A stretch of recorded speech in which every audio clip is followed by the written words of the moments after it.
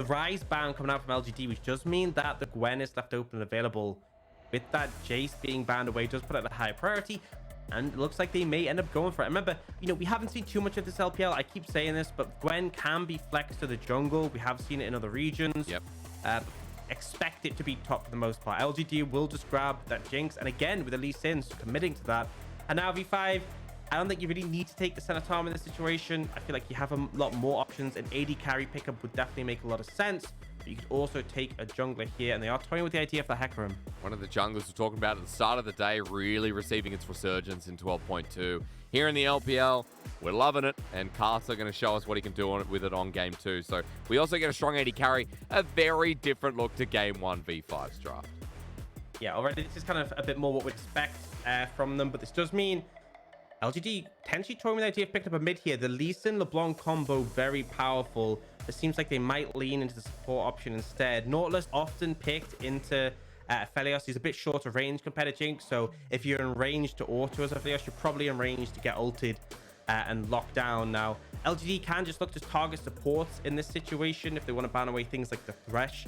Definitely come to mind, but they could also look for any mid laners they don't want to deal with. Maybe even something like the Corki. Whereas for V5, I feel like top laners that you don't want to go up against for Gwen. You know, as much as Jace is like the main one that we've seen as a counter, we also see the Kennen. Akali is already banned. You know, maybe you just want to get rid of something like the Gragas or the Graves that can do an okay job of neutralizing. Interesting to see LGD banning away ppgod's Tahm Kench, though, even without the center, fearing that the support can get partnered up. Also want to note that for a lot of the Hecarims we've seen in the LPL, Orianna has always been the go-to. So I'm wondering if, you know, Jay just picks that up again, takes it away from Rookie. Rookie being known as a pretty stellar Orianna in the league. Interesting, we see no Thresh ban, but we do see the Tahm Kench and the Rakan. Tahm Kench, pretty good in the Nautilus, right? Because you can just ult them out of the Nautilus ult in the later stages. And Rakan, obviously, a big engage threat. V5, they have gotten rid of that LeBlanc. We'll see what they end up going for here. They could look towards banning the Orianna themselves. They want to deny it from Jay. Instead, we'll go for the Camille. So looking a bit towards that top lane. Now, LGD, I feel like if there's a mid laner that really stands out like the Orianna, you can take it here. But they actually just go straight for the Mordekaiser again for Fearness. So happy with how that game one went with it. Wow, okay. But it's going to be a very different matchup. Curious to see Gwen versus Mord. Again, Mordekaiser we hadn't seen in the LPL for about 500 plus days. And since 2020, but Fearness back-to-back games now, trying to get LGD across the line in a 2-0 fashion. Now, you were talking about the Thresh that's been left open up and available. ppgod hovering it over. Aux, you big brain, you going to be locked in. Now, final pick. Orianna still left there to take away from Jay, and more importantly, synergize with V5.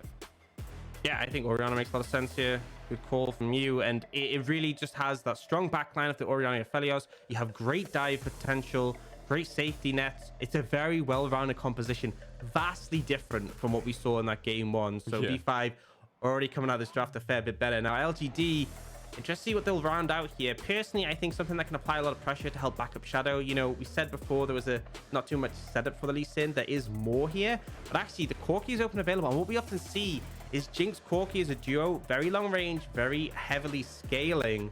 Now there are tools in V5 to deal with, but in fact, I think LGD going for the Viktor. So something we haven't seen as much in recent weeks, but can contest priority a bit better. We saw Jay into Rookie last game. Jay was pressuring him out early.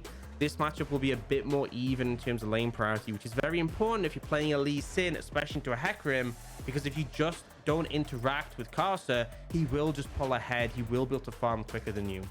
And he will take over the game, which is what Shadow ironically did in game number 1. I think Shadow back on his Lee Sin, as EU fans will know, is an exciting thing. One of his strongest champions of all time. And here in the LPL, Shadow's Lee Sin is not high tier.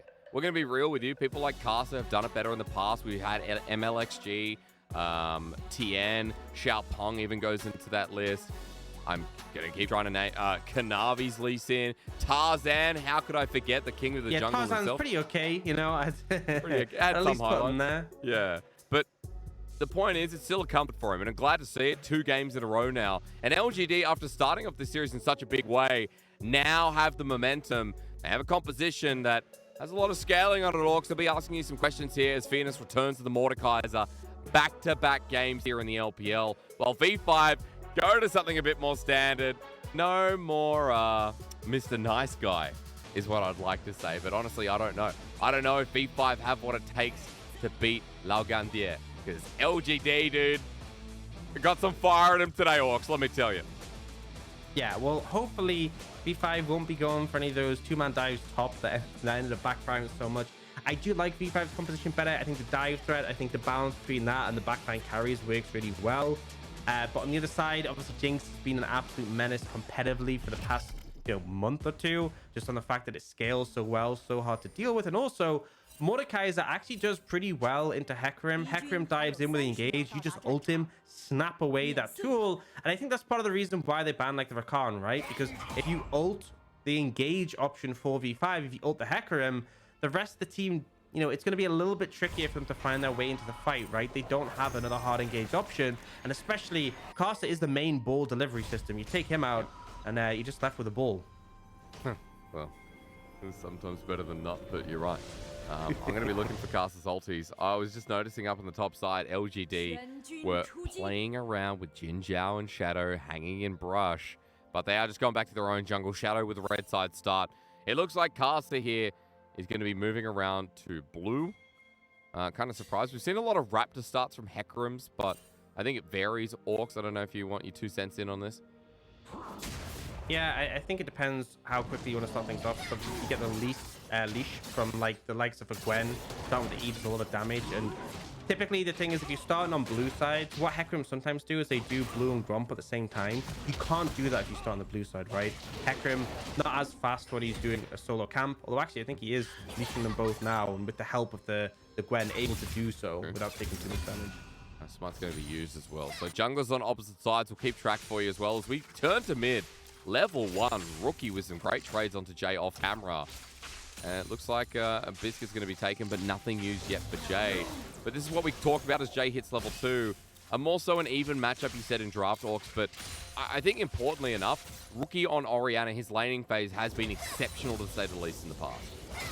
Yeah, absolutely. And I feel like in the early levels, there's a bit more of an advantage towards the Orianna. But once Viktor gets that laser, that's when you can kind of just eviscerate waves. You can see Rookie's been trading well with Jay, but Jay's focus is been a bit more on the minions and getting the push in there. So health advantage for Rookie, but obviously the push going now towards Jay. And top lane, I feel like this matchup, level 1, pretty favored towards Gwen in most matchups, honestly. But I feel like Fearness in the 1v1, especially at level 6, will be pretty powerful. But it's Gwen, right? You scale so incredibly into the later stages. Really difficult to deal with, and I think team fighting is just so excellent for this champion. Rich already doing well in the laning phase. You saw that he hit 2 first, pressured out Fearness, and trades continue going swimmingly as Shadow gets behind enemy lines. He wants to safeguard through brush because there's a ward in river. This is genius. I mean, Shadow coming in. Rich will have immunity, but onto Fearness. Is it too late? Doesn't matter how big Shadow's brain is. The Sonic Wave connects. He'll get a 1-for-1 at the very least, but Rich gets first blood. And this is a huge win for V5, right? First blood, and Rich has TP, Fearness doesn't. So absolute disaster for the Mordekaiser in this situation. Will miss out a fair bit in this matchup already. And on the other side, Karsa moving with ppgod. They'll just pick up the scuttle and be in a pretty comfortable position. Now Rich actually looking for Shadow. Yeah, I mean, they don't have a ward. Oh no, it just came up now. He gets the Sonic Wave and the scuttle on the way out as well, but Rich showing how confident he is after buying the Amplifying Tome. And while Shadow gets out there, Orcs, I want to bring us back. No, forget that. Screw that. It's replay time. Yeah, so I think Fearness wanted to set up the play very early, but doesn't have his W as a critical thing. So doesn't have that shield to lean back on to help him survive. Now Shadow does get in there very quickly to secure and execute the kill, but still not exactly a trade you want to be happening when you go for that play. I don't know what Spectator's doing with auto attacks right now, but for some reason Rich is snipping up, not on the character's body. What? Not sure, folks. So weird. Not sure, folks. It seems she's doing it again. Wow, that was the easiest gank I've seen this year. Yeah. That was pretty straightforward, and it's really nice from Rookie, right? Jay had that early priority. The wave ends up bouncing back, and you can see that massive stacked wave in the tower. Rookie got Jay's health low enough that he's just able to pick it up quite easily. And now you can see after that level 3 point, with the shield available to Fearness, he's faring better on the trades. Shadow's here for this. Yeah, he is. He's got a Sonic Wave at melee range. Rich doesn't get it though. It goes onto the minion. And Karsa helps save the day. So Rich survives, stays in the wave as Karsa helps him clear out. Now that Shadow's spotted as well, Top side becomes highly contested. You know, that was kind of a bit of a misplay there. I think what should happen is Shadow just Sonic Wave out of the brush, right? Yep. I feel like that's the easiest way to catch off guard, because ended up leaving it a bit too late. Rich dives away, and without the Sonic Wave connecting, they don't really have the kill pressure. That, in my mind, that should have been a kill for LGD. Either way, at least Fearness is able to keep applying pressure and doesn't get punished himself. Well, Karsa, I want to note as well, as he comes back to the top side, is just going to be matching, not matching, but rather catching this top side wave. I was going to point out his CS lead, pretty mighty. Over Shadow, who's just made his reset and came back to the bottom side of the map. You can see that Karsa, he's still got a reset to take, but also some jungle camps too. Up about 10, 12 CS, as I was mentioning before. JinJiao now roaming towards mid. Ignore what I'm saying, because ppgod there for the counter play. And over the wall, his hook can land, but JinJiao's cannot. But he'll be spotted out as he joins in with Rocky. No, actually, just look at ppgod here. He should have flash. Yeah, he does flash. So overstays a little bit, and that's the thing, is that Shadow moved over. Meanwhile, Karsa is just farming, so I think it's a little bit overzealous from ppgod just to stay there. Either way, as you said, the CS lead being built up, this is an expectation with the Hecarim, right? Is that he's just able to farm a lot quicker than Lee Sin. Scales pretty well with that CS as well. Likely going to see him going into that tank build and be that big threat. Level 6, a big spike for the Hecarim in terms of that engage potential. I mean, level 6 is big for V5 in general, right? Need to work Shockwave coming through with the onslaught of shadows you just mentioned. Every single ulti going to be doing a lot, and we're in Rift Herald County coming up. 1:30, 8 minutes, Herald top side. That's all I need to know, Orcs, and I need you to set me up to what we can kind of expect, because this time around, ultimates even for both sides feel like they can have effect around early neutrals. Yeah, I feel pretty confident, honestly, around V5 right now. They have the ult for the playmaking potential. They're actually going to go to top side right now because it's still wild to the Herald. They're going to go for this dive bot. Okay, I guess Nautilus, though, runs straight in on Erica, cleanses away, but Karsa going to spin a couple of times, and Taradagger actually tanked up by ppgod, who only just survives. Death sentence not through, as Rookie now going to meet Jay in the brush.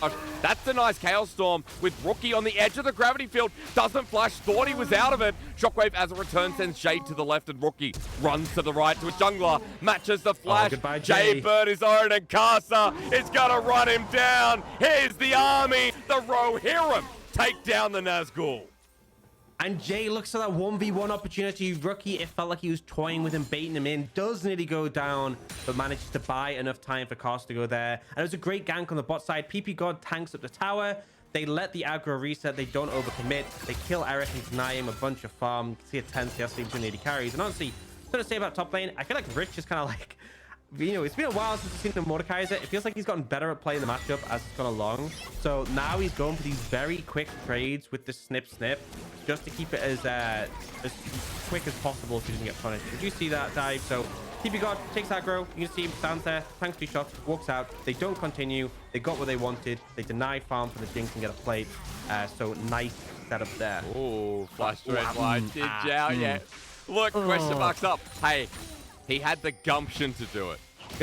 That's what people we always respect the plays in the LPL. Even if they don't come through, we respect the attempt, the aggression. Now, LGD have started this up. D5, they don't have the shockwave. They don't have the ultimate for the Hecarim. They might still look for something. Well, he goes in anyway, going straight in with the gravity field, but it's a 2-man knockup. Karsa gets it and gets out, and look at this. Aphelios, Photic flashing forward with all the crescendo available. Fearness trying to do something on the back line, but a nice play. Rich doesn't go down, and LGD are absolutely blasted in front of Shelly. And you know, LGD chose Hook that, time. right? They committed. Oh, Jay. That was a hook, and that didn't connect on a gravity field. Jay now has ppgod there, but no Chaos Storm available. It's a couple of seconds from coming back up. Orcs a close call, and I guess Jay lucky to get out of that one. Yeah, ppgod, a little bit of miss with that death sentence, but either way, LGD opted into that fight, right? They already had the Herald. They could have walked away. There was no onslaught shadows from the Hecarim, no shockwave. The tools to engage weren't really there for V5, and I think that's probably why LGD went for the fight, but they commit into it and just weren't really able to find anything on the back. There's so much AoE damage coming out for V5, and then Fearness trying to find the 1v1, but just not able to kill Rich quick enough. So yeah, we see the engage come out. They're backing away, but like Eric only just getting in range to auto now, doesn't really get any damage down. And meanwhile, Photic pushing forwards with the Chakrams already stacked up, very scary. Yeah. And again, Fearness close to kill on Rich, right? With that ultimate down, he does win the 1v1, but he didn't kill him in time, doesn't end up securing it. But LGD did get the Rift Herald, and despite being down 3,000 gold, Shadow wants to make a play on the bottom side. JinJiao without his summoners, Eric with Flash himself, and a Super Mega Death Rocket. Karsa's up towards the top side here, and Aux, I'm curious which play works better. Maybe it's just Karsa, who goes straight over the wall and knocks Jade back. That's a delivery system I can get behind. No surcharge given over to Rookie. Wow, this Karsa guy is really good. I'm glad he's not playing Sejuani again. Yeah. Very different. Well, you know, I guess this is what happens when you pick a solid, cohesive composition with some good picks in the meta. And he's really been delivering right in this Hecarim. It feels like, you know, he has the movement speed to be seen flying, charging on the map everywhere he needs to be. Pretty substantial chess advantage now for Rookie. And Jay has not had a fun time. He hasn't. It's been a rough laning phase. Almost 2,000 gold behind. Oh, wow, the bait. ppgod out with the Dark Passage, and JinJiao can't really get a dredge line this game. Well, he's been tested. At least he didn't have his flash to burn this time. That's so true, there's the dude. consolation prize.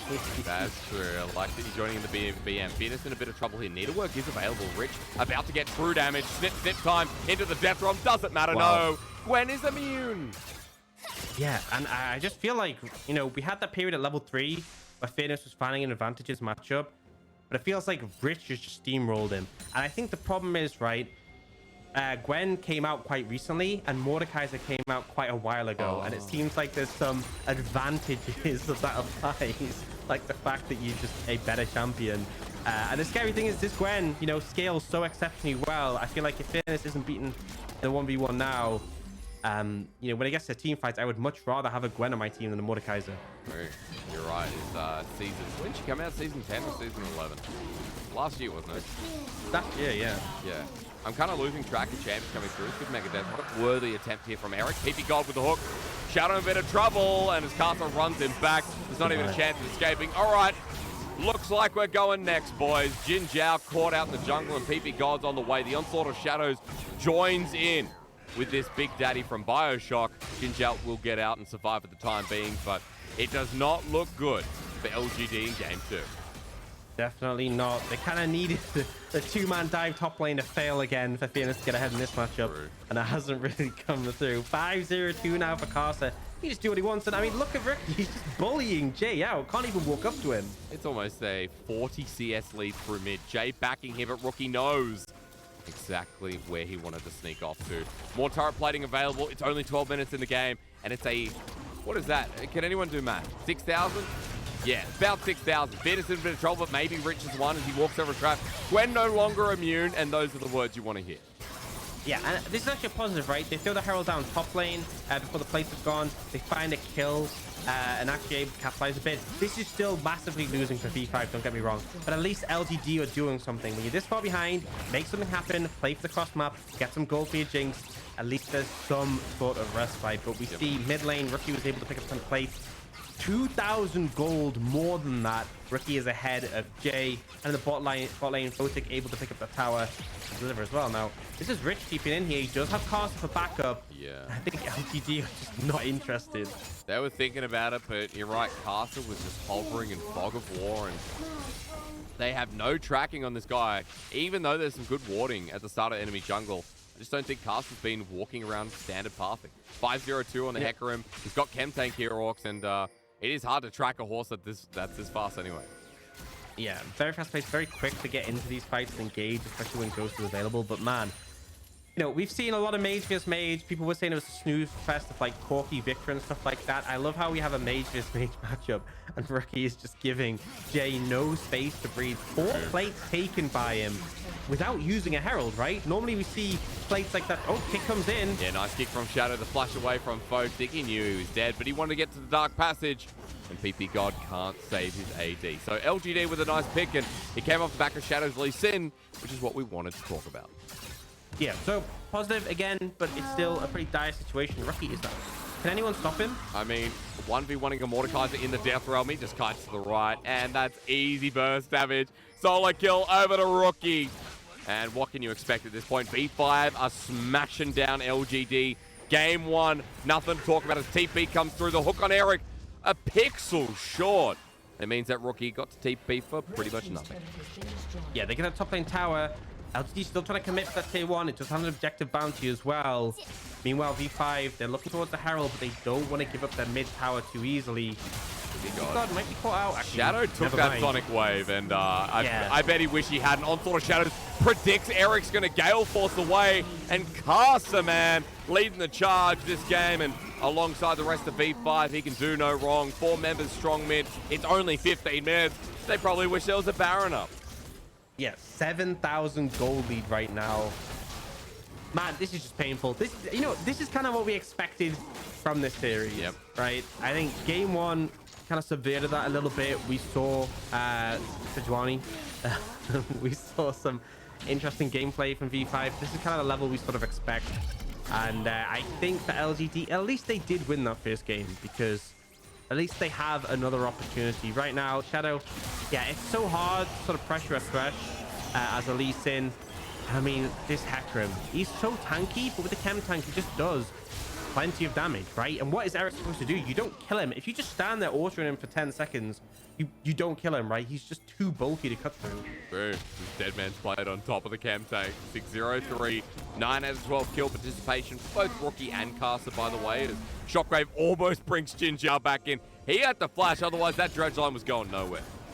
Yeah, so it's just Rookie. Keep finding these opportunities to punish. And as you said, the Deadman's now, I love this combo because obviously Deadman stacks up with movement for that empowered auto. Chem Tank does the same thing. So it means despite this being a tank Hecarim, you hit like a truck with your Audacious Charge. You just slam into them. And now, LGD trying to cross map, but nah, they don't get a chance. It's just V5. They see champion, they kill champion. Yeah, one-sided as one-sided gets. 16 minutes in. I'm ready to go next. I'm ready to get excited for game number 3. LGD have had a spanker in game 1. V5 have had what's more than a spanker. They've been bruised, I guess. I don't know. At this point, V5 are just walking all over them. And you talk about the truck. I think Rookie as well. They got the steel chair. Yeah. Thrown down the stairs as well, you know, at this point. I was going to say, you're going into WWE references, and I feel like, yeah, they've hit them with the chair. I think LGD have kind of been bounced back with Mordekaiser 2 games in a row and 2 very different looks at Fearness as top lane champion. Yeah, and I think the Mordekaiser made a lot of sense last game in the Recting, because like it felt like V5 were potentially going to threaten the dive, and Mordekaiser holds up that well in that, but here hasn't done that well into the Gwen 1v1. You know, it does in theory offer some like anti-dive if the Hecarim comes in, but it just hasn't really come to fruition, hasn't worked. And now Herald gonna slam down mid. Karsa, he's just, look at him, he's just running at them. I mean, JinJiao decides to engage and he gets hit out on the backside by Karsa. Onslaught of Shadows followed up by Rookie, who shockwaves him to death. That's a dissonance that does all the damage. Shadow gets sniped by Photic. And now with all the crescendum, LGD paying that respect. Look at the bot side as well. Rich is having a great time too. Yeah, well, at least the consolation prize for LGD, this game is probably going to be over pretty quickly. Rich just dive in the Mordekaiser, and they're looking for Jay here. He will flash out. The V5 just annihilating the base of LGD. So, shortest game this split, Orcs, that's what's in contention. At 18 minutes, the base breaks with the middle inhibitor going down. It was JDG versus WE that was a 22-minute, 29-second game. We have not had... We haven't had a sub-20-minute game. And even you got a couple minutes over that to spare. So, feels like for now, V5 are playing it safe, but one more team fight. And I don't think those death timers are going to save you. Yeah, they're resetting, so it could have been a bit slower. But yeah, I mean, Rich just walks in here. He gets ulted kind of late, and it doesn't matter. It just doesn't matter. You can't do anything against Gwen right now. She's immune. And V5, it really is just closing this game out. It looks like they will take things slow, clear through the jungle. They're not aware. They're not aware of the record that they're trying to beat. Otherwise, they probably would just be steamrolling towards mid. But playing it out smart and steady, even with a 10k gold lead. You know, V5, after game number 1, you know, it makes sense that they want to do this the right way. Game 1, getting thrown from that 2v1 dive in the top side is JinJiao. Might have an angle here, actually, onto Rookie, waiting for the shockwave to come through. He flashes onto himself. Shadow kicks him to safety as versus the Lee Sin jungler. You think this would go a different way, but Rookie solos him out, and the rest of V5 take care of business with the Nautilus. 2 more dead, and V5 now heading back for that base to try and set a record. Yeah, I think they're just going to look for the Baron here. Photic spamming some emotes. Why not? Pick it up when you're there. Not going to necessarily break the speed record, but definitely going to convincingly close the game out when they get this in their hands. And LGD, yeah, you know, at least there's a game 3. I do know. Not much to talk about apart from B5 smack. Yeah, very different look when B5, as you were saying, you know, draft something that can have multiple angles and doesn't pigeonhole them into, I guess. Still that, what was it? Still that Gwen bug, by the way, the sniffing upwards. I know. Still going for Rick. It's so weird. She's auto attacks normally are hitting the minion directly on, but it's like every second snip does it. And yeah, like I know we like to say Gwen is broken, but I didn't mean like that. Oh, not game-changingly hard to watch. The observer's been walking away from them as well, so they know. They see it and they go, well, we'll just look at Rich a little bit less until we have to. Hide that. B5 is a 4-man now. Orcs, they want to end this. And again, 21 minutes. They got 1 minute left and 29 seconds to end this one to get the record for the LPL 2022 split. Rich running on top of Fearness to try and get it done. The needlework doing the damage. Fearness getting low. Karsa, a chilling smite for the kill. Gets kicked back to the fountain, and that's a huge shutdown. But Rookie's ult alongside with the 80 carries does the dirty work. Eric going in, but a hook from ppgod with a nice play does the same. 3v2, and it's not looking good as Photic Gale forces forward. V5 heading right onto that Nexus, and you know what? In game 2, they'll get themselves the 2022 spring fastest game against LGD.